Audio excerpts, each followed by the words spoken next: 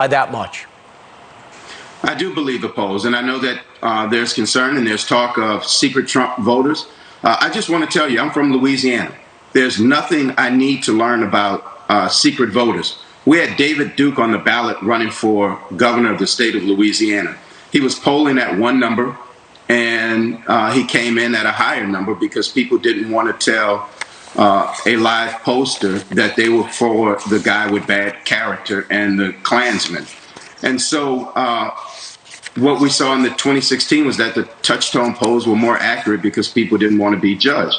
And so we're doing it, the polling, in several different methods. And I don't believe that there's this cadre of secret Trump voters out there. And by the way, if they were, and the polls were exactly wrong, the same percent that they were with Clinton, Biden would still win because his lead is that big. Well, it could be. I know you're not saying the president and David Duke attract the same voters. You're just using that as an example, right? Well, I'm using it as an example as secret voters and people who will vote for somebody who may not have great character and who may be questionable in the character column. Well, I think it's more the reaction of people in a polarized America. People say, I don't really want to deal with putting a bumper sticker on and having somebody who doesn't want to vote for that candidate react negatively. It just doesn't seem to pay off, especially when voting's supposed to be a secret anyway. So you don't buy into that, what these polls reveal, that most Trump voters feel, as most people in Pennsylvania and others feel, as though there are secret Trump voters, where only 5% say there are secret Biden voters. You don't buy into that?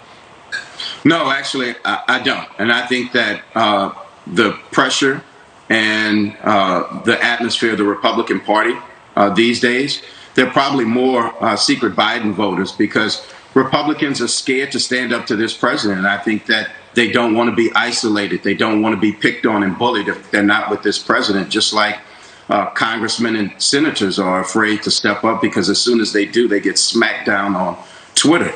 So I think that there are a bunch of people, and anytime you're fighting a bully, once a bully gets into a real fight, everybody comes out to score a lick because they're tired of being bullied. And I think that that's how some Republicans feel about their party right now. Right. I didn't know you were speaking for Republicans, but or you knew their mindset, because he has 92% of Republican support, and I don't think Mitt Romney has any problem letting everybody know where he stands, or the governor of Maryland, for that matter.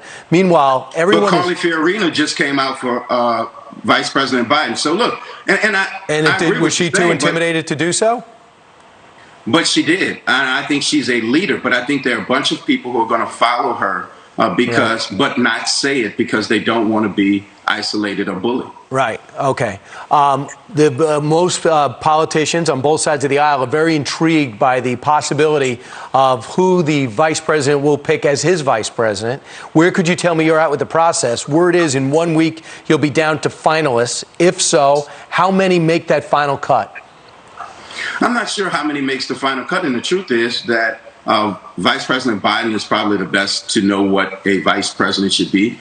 He goes down in history as being one of the best, and I know he knows what he's looking for, but he won't be pushed by a time frame. He has an internal clock by which he wants to make his decision, and I think that he is narrowing the field, and I think that your time frame could be very correct in terms of next week. Vice President Biden getting to a point where it's a narrow field and he's taking a deeper dive. Right. And do you believe the vice president will be willing to debate at least 3 times with the president of the United States?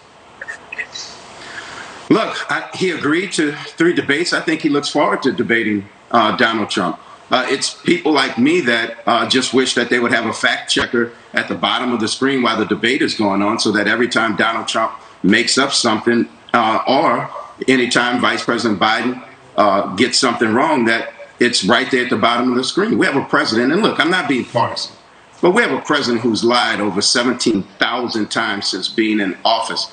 And I think that debating a guy who doesn't value the truth is a hard proposition, but Vice President Biden is looking forward to it. Right. Congressman, I have no idea where you got that number, but I know it does sound good. Always great to have you. Thanks so much for coming on. Thank you for having me, Brian. All right, you got it. Talk to you soon. Meanwhile, the Los Angeles Teachers Union laying out demands